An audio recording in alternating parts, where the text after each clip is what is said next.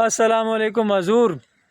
इस रमज़ान शरीफ इस तो पहले कुछ अरसा मैं वीडियो ना बनाता इस वास्ते कि मैंने चंगा नहीं लगता, क्योंकि सारे है बजुर्ग अहबाब, ये भी साढ़े बजुर्ग होंगे ने, इन्हां दी इज्जत साड़ी इज्जत होंदी।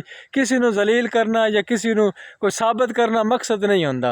इस रमज़ान च अल्हम्दुलिल्लाह मेरे बिरावां दी तावन नाल कुछ बिरावां दोस्तां मेरे अल पैसे कल्ले आने, जिन्हां को मेरे को सूट खरीदे आन। 38 सूट मैं जनाब ने अगे दिते ने, 3-4 सिर्फ वीडियो बनाई ने। अज आखिरी सूट मेरे को आई अमानत जड़ा वो है बजुर्ग है ने मेरे, तो इन्हों मैं पेश कर लगा। तो मैं आख्या तुम दस दईए तो अल्लाह ताला भाई जेड़ा जेड़ा भी कर रहा इस रमज़ान उन्होंने अल्लाह ताला अजर देवे। तो 38 सूट जड़े हैं वो मैं बिरावां दे मेरे को अमानत वो मैं दिते ने। ठीक है रंग नहीं सलामत रहो। ठीक है, ये लेना और ले लो, कोई नहीं, जेड़ा रंग दे ले लो। ठीक है जी, अल्लाह हाफिज़। नासर अपने इर्द गिर्द वेखो, परहेजगारी असल हजूर यही है।